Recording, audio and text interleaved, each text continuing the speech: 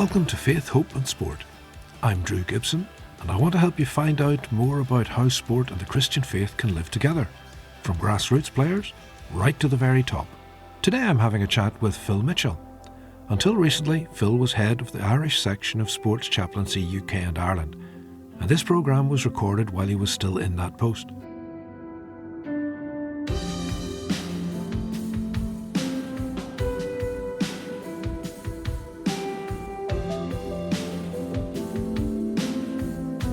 Philip Mitchell, welcome to Faith, Hope and Sport. It's great to have you here with us. Tell us a little bit about yourself so we can get to know you a bit better. Well, I guess I'm an East Belfast man. That's where I grew up. Very grateful for the family that I came from. Great mum and dad. Lost them quite early in life, but probably made me even more grateful as the years went on for the great parents I had and two great brothers. So yeah, I grew up in the East, and I was chasing a ball like most other kids. But yeah, it was a fun time growing up. Did you ever move elsewhere, outside the province, for example, or have you always lived in the province? No, I did. I lived in England for a couple of years when I was playing for Ipswich Town, and then I was in the US for a while coaching as well. So. Well, that leads quite naturally into the second question I wanted to ask you, Phil. What about sport in your life? Tell me about sport.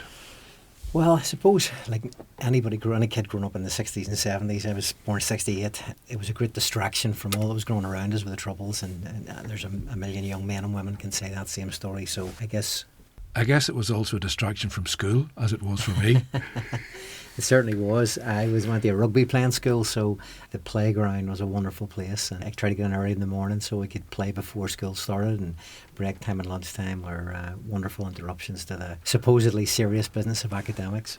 But to come back to what you just mentioned there, those were difficult days in the province, and sport was a distraction from that? Yeah, it was a brilliant distraction, and truthfully, as much as we were all watching what happened on our television screens, I remember as a happy childhood out in the street, the summer days where it was tennis and golf and cricket and all those sports and athletics, and we loved all that, and the winter was the serious business of team sport, and obviously for me that was football.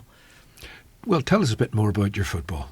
It was like every kid, you play, and the school teams I played on, you recognise you're one of the better players, and then you get into boys club football, and it's a bit more challenging because there's lots of good players there. But I suppose when you get up around maybe 14, 15, you start to think, I've got a little bit of ability here, and I'll give it a go and keep going, and you're just trying to push forward as far as you can. So I obviously had the privilege of then a man called Billy Nixon, who was a famous Ards player, had been recommended to him by a guy who was scouting for Ards at the time, and so it was the start of an Irish League career then, going there at, I guess it was maybe 16 at the time. And you said a minute or two ago that you went to England. Did you play in England? Yeah, so the journey was really from Ards to... my father passed away when I was 18. It was a hammer blow to the family. That was a really sad loss for all of us. And you contemplate at that point, Drew, are you going to keep going? Because a big part of it was just actually, coming home at night time and sharing with him all the stories and of the day, as he did with us about his golf. And he came to see us as much as he can. The two brothers were obviously in the middle of it all too. So I went to Dunmurry Rec then because I kind of just needed to find somewhere else to play. There was a man recommended me to the team down there. They had a good side, and I managed to walk into a really good side. Jimmy Gallagher, a famous Linfield player, his dad was in that team and played alongside me. And off the back of that then played for the Northern Ireland Amateur League team against Scotland, and then Linfield signed me off the back of that. So that was the start of a journey back into the senior football. So it was only 6 months at the Murray Rec, but there were an important 6 months. I had some good men around me who helped me, and it was a time of it's a good place to be as you were kind of still grieving and coming to terms with your dad's loss. There was lots of men in the team, I was only 17 or 18. And then I was 2 years at Linfield, and obviously it was a brilliant experience. And then I went to England, signed for Ipswich Town. Okay. And so you stayed at Ipswich for a while and then back to the province? Yes, came back and signed for Portadown, who were then they were probably the best team in the country at that stage. And I was only there for a year, and then I went to Lisburn Distillery, and it was kind of the upward curve of my career was, obviously losing my dad in the middle, but, Linfield, Ipswich, Portadown, and, the great joke at the time was that I wanted to see my doctor, and he said you should give up football, so I signed for Lisburn Distillery. But that's very unkind, because Lisburn Distillery had Billy Hamilton as their manager, and he signed probably a number of players, of which I was one, who would seemingly, have not quite made the mark that, maybe a year or two earlier everyone had hoped for. But those players would be all together collectively had a little point to prove. So we had a wonderful time there, and we won the Gold Cup. We went close in the league one year against Linfield. Billy often says he saved my career, So, but they were good days, and then I went on to play for Glentoran after that. And you spent some time in the States as well. I was in the States just coaching. I went there, so that was probably another away from home trip. That was after my playing days and after my working days with Umbro. So I was there for about 18 months. Went there with my family. And okay. So. Well, tell us then, Phil, a bit about faith in your life. Yeah, it's the most important part of my journey. It is the central core piece of who I am, and it's this relationship with Jesus. And I probably pondered at sort of 10 or 11 years of age, am I a Christian, or does going to church make me a Christian? And I was kind of, Did you grow up in a Christian family? I did grow up in a Christian family. I grew up in a Christian family in the sense that it was a family of churchgoers. So we went to church, we went to the Boys Brigade, we went to Sunday school.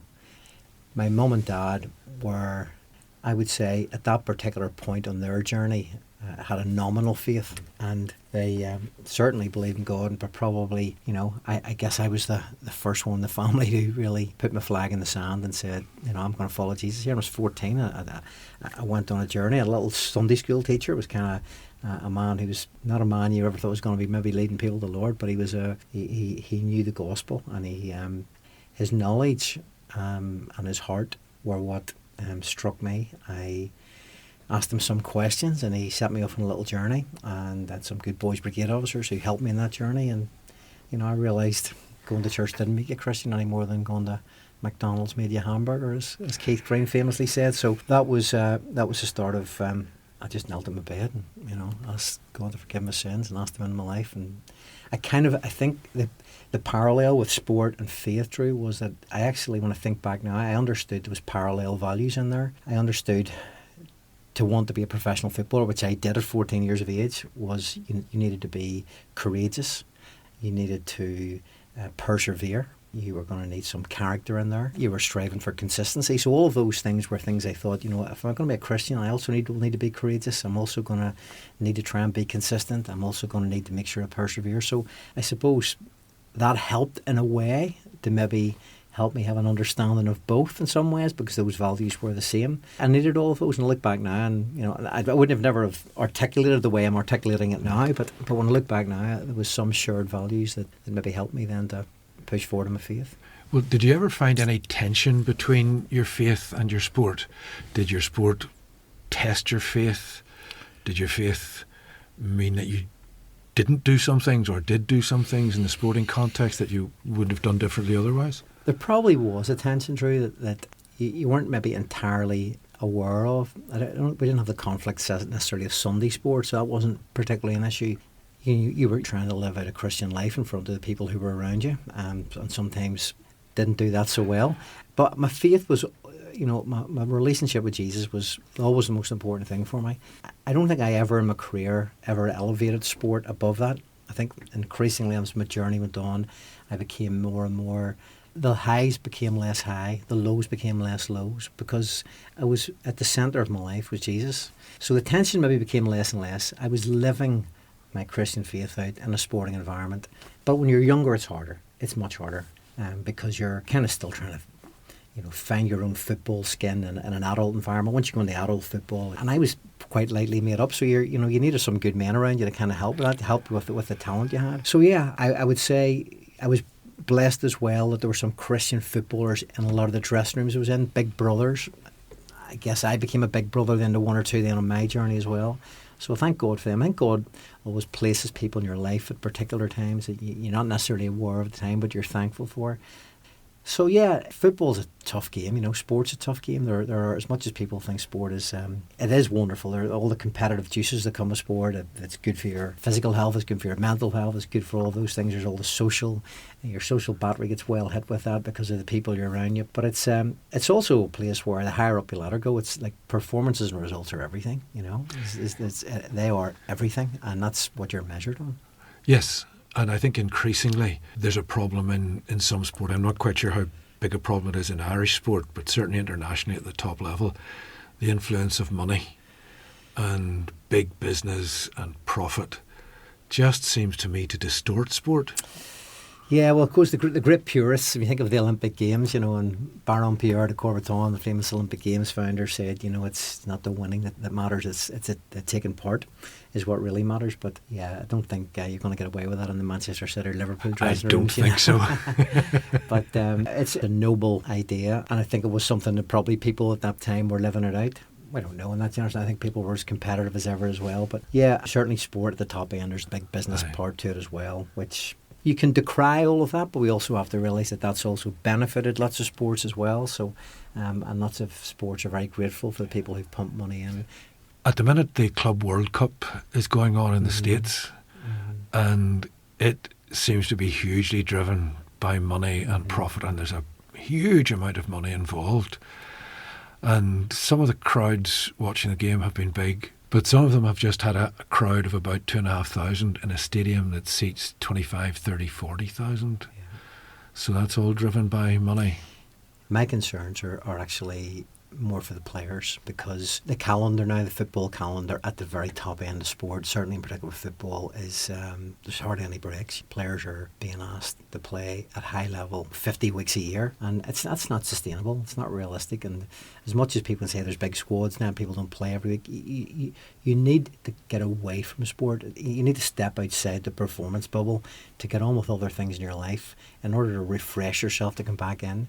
And the danger is players are not machines, they're human beings, the danger is that there's dangers in there. There's also where people actually go, I don't want to play this anymore. It's actually just become now, it's non-stop. It's like, every single year. And of course, performance levels can drop as well. So. Now, we're drifting into an area, Phil, that I'd like us to talk about a bit more. You mentioned just briefly a minute or two ago that you worked for Umbro for a while. Mm-hmm. That's not what you work at now. That's not your employment now. Mm-hmm. You are head of... Sports Chaplaincy Ireland. Yeah. Okay. Tell us a bit about sports chaplaincy in general, maybe, and sports chaplaincy Ireland in particular. Well, sports chaplaincy, its roots are really founded in football, I would say, and particularly in England. There were probably a few small clubs who had pioneered the idea of chaplaincy, but primarily it was John Boyers, who was chaplain at Watford Football Club, who had offered his services. Graham Taylor, then Watford manager, who of course went on to be manager of Aston Villa in England, had put an advert in the Watford Observer to say, if you've got some skills, come and use them at your club. And John went down and said, what do you think about me being your chaplain? And Graham said, okay, let's give it a go. He was aware of a guy at Aldershot called Mike Pusey, who had been a chaplain there, and so Graham was quite astute, and I think they both came from the Grimsby area, so there was actually another little natural connection, so I think God was connecting the dots there. But anyway, I suppose that was where it was properly pioneered. John then started to tell other friends about it, that this is a good idea, the idea of actually being a chaplain to a football club. And of course, a lot of football clubs in England, Tottenham Hotspur, Manchester City, Aston Villa, Southampton, Portsmouth, I think maybe as well, there's a lot of them where their founders were ministers and pastors. So John started all of that journey. It grew in England. He moved up north and became chaplain of Manchester United then for 25 years, I think, under Sir Alex. And it then started to grow. A lot of the other clubs adopted it. And of course, then it came to Ireland. John was really the first man who came here and said, what do you think about sports chaplaincy? He found a number of godly, wise men who said, I like this, and we would like to make ourselves available and be used by God in these sporting arenas. And thank God for those men who did that. So people like Bill Lavery at Linfield, Andrew Thompson at Ulster Rugby, Stephen Baxter became actually someone who was knocking doors and starting to plant seeds. Ozzie McCauley was a really wonderful person who probably helped to keep all that together. That he knew people in sport, he knew Christian men and women who would be a good fit for it. So thank God for those men that John came and that those men seen what God might be doing and the possibility of providing pastoral care and spiritual care in their clubs. So when was the organisation itself actually formed? That was all happening informally, I assume? Yeah, I'm not entirely sure of all the dates. I think 1991 was whenever SCORE was formed. It was then called, SCORE was the acronym for Sports Chaplaincy. I'm not sure what the ORE was. And then it became Sports Chaplaincy UK, and then a number of years after that. So that was by 91. So John was kind of pioneered a good while before that, before it became actually an organisation itself, or a ministry. You've mentioned football having chaplains. Mm-hmm. Any other sports have chaplains these days? Yeah, I mean, there's no sport that we wouldn't be willing to find a chaplain for. It could be anything from tiddlywinks to boxing, So, yeah, I mean, across Ireland we have chaplains in predominantly a lot of the team sports. So, hockey, cricket, we're in a couple of GAA clubs now as well. Boxing, golf, got a guy who looks after the surfers out in Bundoran. And we're actually in some gyms now, so some of those places where there's a community of people as well. Basketball. So yeah, it's great. It's growing, and there's some shinty up in Scotland as well. It's become something that's very synonymous with sports chaplaincy. Our friends in Wales have done some great work with, again, around athletics and disability sport, which again we've had the privilege of jumping on the work that they've done and been able to serve the disability sport community. So yeah, it's a massive community, and because we are sports chaplaincy, we keep ourselves open to serve everybody who's involved. If I'm right, motorcycle racing? Yes, of has course. Chaplains, and horse racing across the water has chaplains? Correct, yeah, exactly. So horse racing is phenomenal work being done over there in all the stables and on the race courses as well. So yeah, so it's Mark Tompkins, I think, is the top guy at Newmarket Racing Course, and he speaks very highly of the work that's being done by the chaplains. It's all behind the scenes stuff, but the people who are at that level see it. And of course in Northern Ireland with motorcycling, I mean, our longest standing chaplain, I think probably here, maybe alongside Andrew Thompson, is John Kirkpatrick, who's done a phenomenal job with the Northwest 200, and actually he's been actually chaplain to the Motorcycle Union of Ireland, so it's not just the Northwest, it's the other events as well. So it's the Cookstown, it's Armoy, and John's been a brilliant encourager for any of our chaplains starting out, because he's seen the long game in it all. He's seen that he was there to provide care for people, to get alongside people, and of course that's a sport where naturally there's been some tragedies that you wouldn't necessarily get in some of the other sports. So he's been well equipped for lots of different things, but I think that John's pioneered well the idea of getting alongside people, going to where they're at, meeting them where they're at, listening to them where they're at, taking an interest in their lives, and through all of that he's a gospel man who's able to point to Jesus as he goes along. And that maybe leads us into thinking about what actually a chaplain does. What do they do? Do they have an official role? Is a chaplain paid by a club, for example? No, the chaplain is a volunteer. I mean, the role of a chaplain, we always say that the chaplain is providing an additional layer of support to the club, an additional layer of support, pastoral care and spiritual care, because we would never go in arrogantly and say, well, we'll take care of all that, because there will always be people in the club, whether it's the chairman or the manager or the physio or a kit man or someone in the club, that a player may say, that's who I would go to in the event of needing some encouragement or support or advice. But all of those people are somewhat inside the performance bubble, and the beauty that a chaplain is, they're outside of that. And therefore, the reality is, for every sports person, whether you're playing in an amateur sport or whether you're playing in professional sport, you sometimes need to step outside the performance bubble to talk to someone else. And when you're at a club, you sometimes won't go to those other people, because staying inside the performance bubble is actually the thing that's keeping you going. But you need to talk to somebody else about the other things in your life. So a chaplain, it's a relational role. We're not the fourth emergency service. We're not there on crisis management all the time. And, I've said to all the clubs when they appoint their chaplain, I say, make this relational, make this natural. Treat the chaplain as a volunteer. Let them say, just come when you can. We realise you're a volunteer, but come training, come to games, come to your social get-togethers, so that you can get to know us better. We can get to know you better. When a chaplain takes on the role, people can be cynical, and they might say, all right, what's his real motive here? And the chaplain will say at the start, the reason I'm here, as odd as this might seem, I'm here because I care about you. And that's a starting point. For anybody who's a player, if you want to be a cynic in there, you say, okay, he cares about us. You have to back that up by going. You have to back it up by your actions, by taking time to listen to people, not speaking at people. The second thing is about encouragement. I think encouragement's in short supply in sports clubs. We think there's more encouragement than we think. People feel that their emotional experience in life is so tied to performance and results and the whole record of how they're doing, that the encouragement seems to come when all of those things are going well. So sometimes the chaplain being there, who will, whether they're winning, losing, drawing, injured, suspended, not playing well, on the transfer list, out on loan, whatever, there's a consistency about the chaplain's approach, consistency of encouragement, a consistency of drawing alongside, a consistency of being interested in all of the other things in their lives as well, and give them a bigger picture for their lives so that they're holding this talent in conjunction with something bigger. I think the third thing is to say to people, not everybody can say this in the club, to say, you can talk to me about anything confidentially. I think that's a wonderful thing. If you're a player and you say, this man or this woman is here, they care about me, they're here to encourage me, and I can talk to them about anything confidentially, and they care about me unconditionally, and they're going to encourage me unconditionally. I think that's a wonderful thing, to have somebody in your club who's showing up, who's got a non-judgmental, quiet presence about the club, is seen, people can see them. Manager said to me one time, he was talking to me about football, and he says, and by the way, and he was talking about the particular chaplain, he said, the chaplain's been brilliant, invisible and brilliant. And I think what he was really saying was, I can see him out the corner of my eye. I can see that he's getting alongside people. He doesn't need his hand held.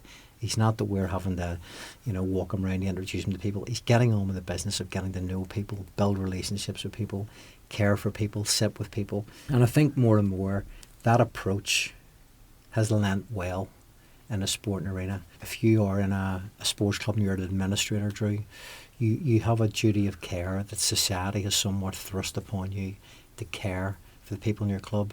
And that's a good thing. But sports clubs are really set up to provide a competitive environment, good coaching facilities, good coaches, some sort of a social environment. The business of looking after everybody and caring for all their needs and, physical and mental, emotional, relational and spiritual are kind of somewhat beyond their reach. And whilst it's aspirational for them to do that, I think they see us as someone who can meet those needs. And in the recognition as well of a coach who will look at that more from I've got a player here. I think they recognise well, they're not dealing with a Formula 1 racing car, they're not dealing with a machine, they're dealing with a human being who is physical, intellectual, emotional, relational and spiritual. And so they likewise, and I think in football, I think in sport generally, what you're seeing with coaches and managers, they themselves are becoming a little bit more pastoral of heart, because that's like the Klopps and Guardiolas have been like that, so they kind of somewhat trying to emulate them. But they also realise, like the administrators and the chairman, etc., they can't carry everything. So what I'm finding is they're keeping the chaplains close to hand to say, can you help with that particular player, or could you go and speak to such and such? I'm a little bit concerned about him. And that's great, because it means the chaplain, his skills are being utilised more, and that's a good thing. You're listening to Faith, Hope and Sport. Let's take a quick break.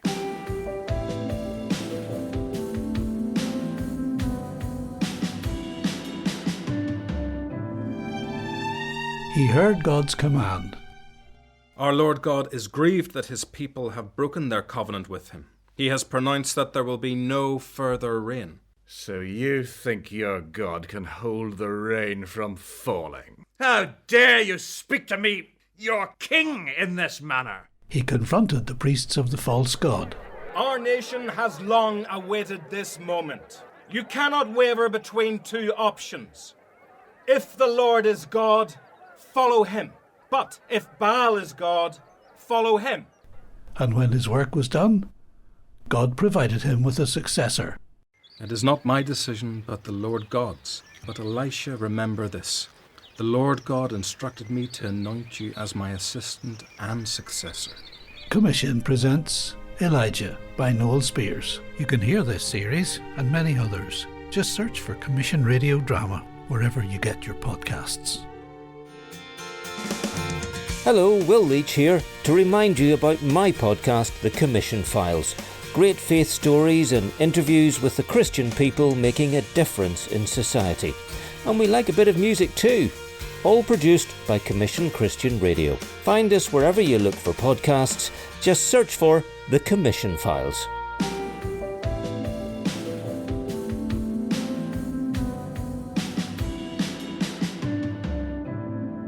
You're listening to Faith, Hope and Sport with Drew Gibson, and I'm chatting with Phil Mitchell. Could you think for a minute or two then, Phil, about some of the particular problems that players and perhaps others and clubs administrators and so on might have, especially because sport at the higher levels and to some degree in lower levels as well is so all-encompassing that it seems to me that a person's sense of who they are can be very much caught up in their sport. Does that sound right? 100%. We did a bit of research just prior to COVID and we asked some elite or dedicated athletes. They weren't professional, but they were people who were obviously were training 2 or 3 times a week, were aspiring to play as high level as they could. We said, what are the biggest challenges you face in sport? And they told us injury, uncertainty and identity.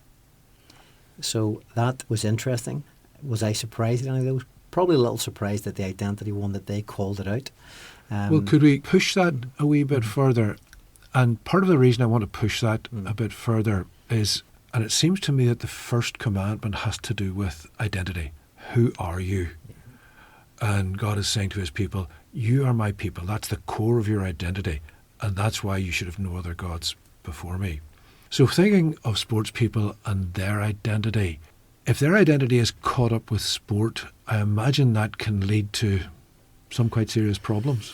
It can, and it can start at a very young age as well, as it's not just when players are maybe are hanging the boots up or retiring, or because then maybe some of that identity becomes significantly challenged because they're no longer on the field at training. But, a gymnast said as part of that research, she said, I've been a gymnast since I've been 6. I've been a gymnast all my life. If I'm not a gymnast, who am I? And it's quite a scary question she asked herself, because she said, my whole identity is tied up with her sport. I think one of the things that we've tried to say to sports people is what you're good at is not who you are. And this business of holding this talent that they have in conjunction with a bigger picture for their life is so key. It's so important. I mean, ambition's a good thing. It's to strive to be the best you can be is brilliant, but ambition without reality can sometimes be dangerous as well. You're never going to say to someone who wants to play for Barcelona or want to play on the USPGA Tour, or you're never going to say that's not possible, but you say to them, here are also the statistics, so you have to realise that there's a small percentage that actually get there. But so that business of saying to them that what you're good at isn't who you are allows them to kind of somehow separate out sport life. Not separate it out to compartmentalise it, because that's not helpful either, but to realise that it's just a part of them. It's a talent they've been given, and this business of being good at something doesn't define you, because the danger with that, Drew, is that if you're a young talent coming through and all your pats in the back are based on all the success that you have as a player, then all of a sudden when life becomes difficult, or you get injured, or you're not getting selected and things aren't going so good, then your identity's still tied to that, and all of a sudden you're feeling a lot less, and then self-esteem, self-worth is all badly skewed. So, well, if you're saying that your sport is not who you are, that's, if you like, taking something away, that's saying it's not the core of your identity.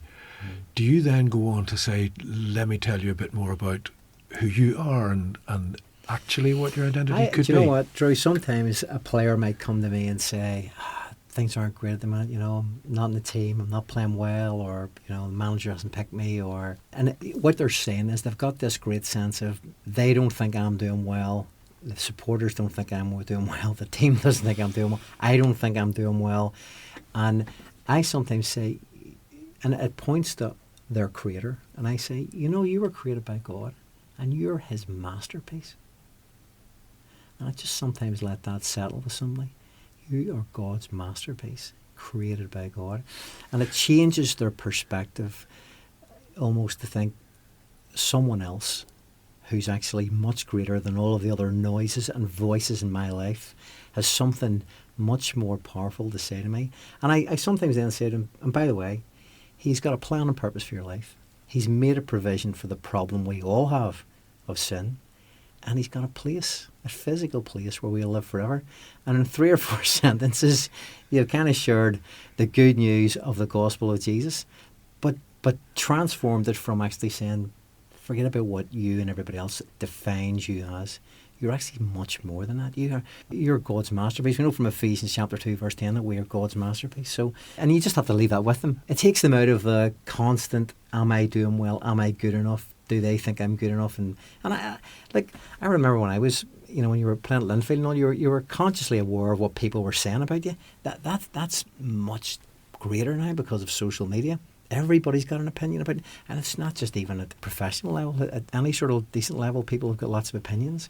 I mean, I think about our referees that we serve as well. I mean, some of the opinions people have in them, they're human beings as well. These are people we love and care for. And part of it for them is their identity gets so badly shaped by, I'm a referee. It's almost like there's so much more than a referee. You're to say that you're God's masterpiece, and of course you can say you're also a dad or a mum or a brother or a sister or whatever, but first and foremost you're God's masterpiece. And I suppose in terms of that first commandment that we talked about, that's what really God's saying, I made you, you're mine. And God doesn't want us to have put other things in front of him. And when we get that, and I think throughout, I'm not saying it, throughout my career was like that, but I did certainly towards the back end of my career, it settled in my heart that God was good, that no matter what, and no matter, I had some difficult circumstances in my life, losing my parents, whatever, but it settled in my heart that God was good. It was settled in my heart that God is my saviour, that he is my creator, and it's a game changer.